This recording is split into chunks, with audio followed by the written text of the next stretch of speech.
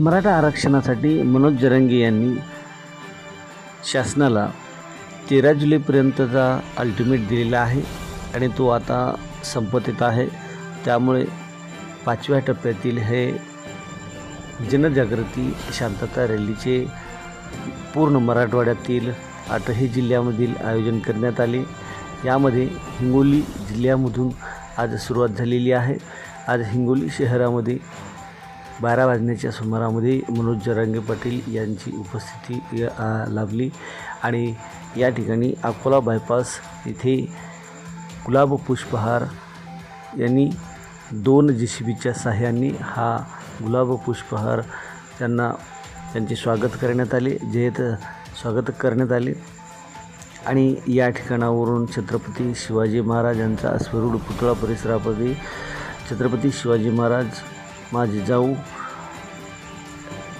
यांना वंदन करून यांचे पूजन करून ध्वजारोहण करण्यात आला।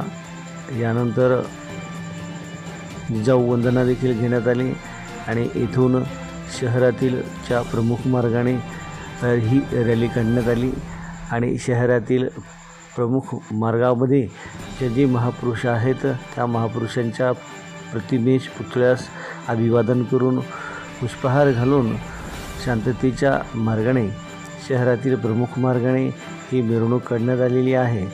पोलिसांच्या वतीने देखील चोख बंदोबस्त करण्यात आला। सकल मराठा बांधवांच्या वतीने या ठिकाणी 1000 स्वयंसेवक 200 महिला स्वयंसेवक अशा पद्धतीने या ठिकाणी व्यवस्था करण्यात आली होती। पाण्याची व्यवस्था करण्यात आलेली आहे, नाश्त्याची व्यवस्था करण्यात आलेली आहे, बिसलेरी पाण्याची व्यवस्था करण्यात आलेली आहे आणि विशेष म्हणजे या ठिकाणी आरोग्याची देखील व्यवस्था चोख करण्यात आली होती आणि इंदिरा गांधी चौक येथे मनोज जरांगे पाटील यांचे मार्गदर्शन झाले।